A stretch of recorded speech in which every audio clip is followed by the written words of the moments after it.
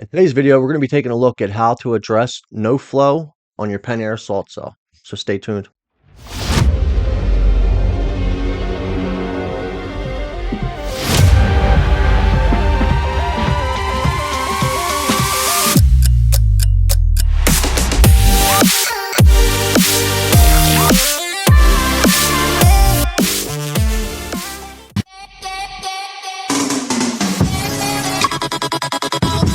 Alright, so if you have a filter with a multi-port on it, what you could do is you can turn off the pump, put the multi-port in recirculate, and then turn the pump back on. If the salt cell goes from red to green on the flow, then that just means that your filter is dirty and that you need to backwash. Now, in this situation, I don't have a multi-port, I just have a push-pull valve. So I'm going to backwash it right from the beginning. And once I backwash it and I have a good strong return coming back to the pool, if I still have red on my flow, that tells me that the switch is bad. The flow switch inside the salt cell is bad. So what I'm going to do to start off, I'm just going to pop the cover off, which gives me access to the flow switch. There's a coil of wire wrapped around the flow switch. I'm just going to take that and I'm going to straighten that out. Now, before I do anything, I'm going to make sure that I turn the pump off. That way, I can work safely on the salt cell without the system being under pressure. I'm also going to unplug the salt cell. That way, I can cut the wire safely without the salt cell being plugged in. I don't want any current running through it when I cut the wires. Now that I have that done, I can go ahead and I can figure out where exactly do I want to cut these wires. So I typically go right around the middle. Sometimes I'll go a little past the middle. You want to leave yourself a nice long tail coming out of the salt cell. That way, if there's any damaged wires, you can cut that out and not be left with a short little stub of a tail. Now, I don't want to cut it right next to the flow switch because I'm going to end up with a whole bunch of wire, and then I gotta fit all that back under that cap. So right around the middle is usually where I cut it. But I mean, if you can fit it under, then having extra isn't really an issue.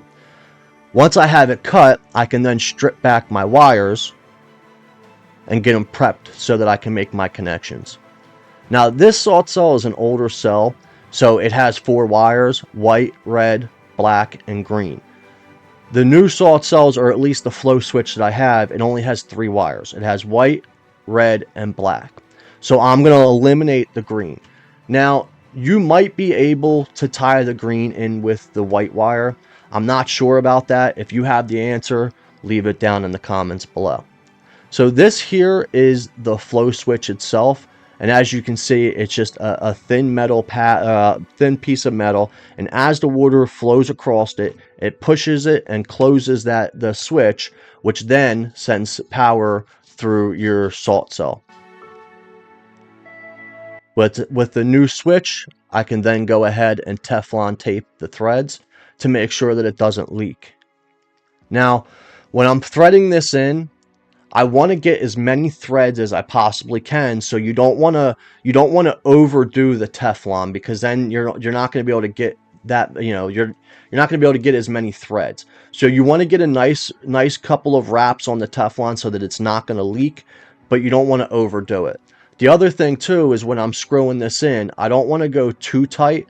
I want to go nice and tight to where I can get as many threads as I possibly can without overdoing it. This is plastic on plastic, so you do have to worry about it possibly cracking.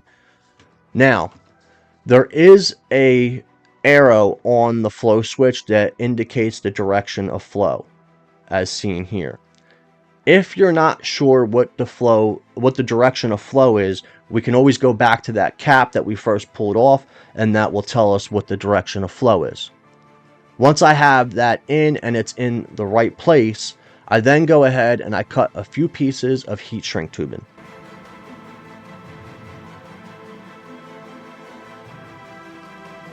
I take those pieces and I slip them over my wires before I make my connections. Right now, I'm just focusing on the white, the red, and the black. I'll address the green later.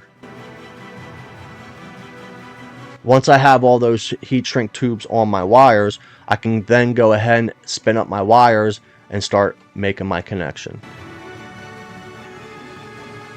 And I'm going white to white, red to red, black to black.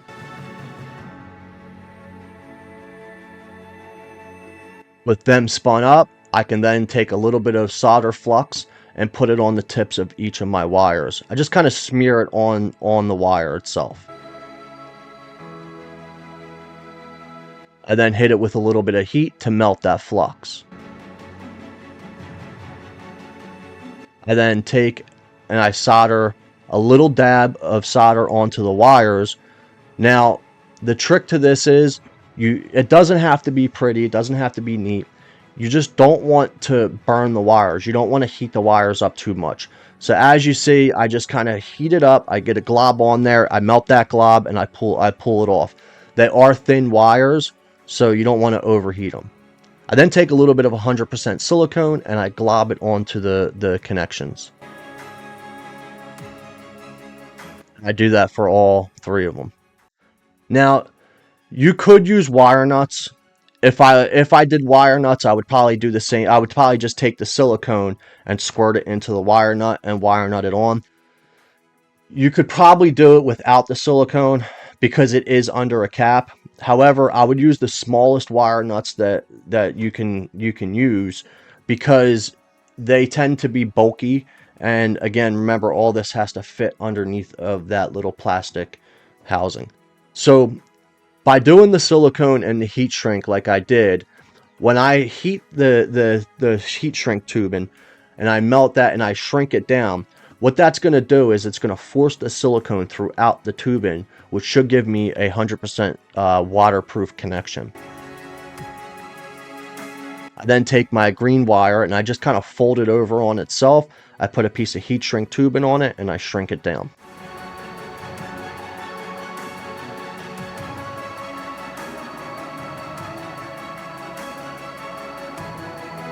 Real quick, guys, if you wouldn't mind subscribing. Also, if you get anything from this video, leave a like as well. Once I have all my connections made, I can then go ahead and wrap them around my flow switch. And once I have everything connected up, I can then go ahead and throw on my cover. With my cover on, I can go over and turn on my pump. And then plug in the salt cell.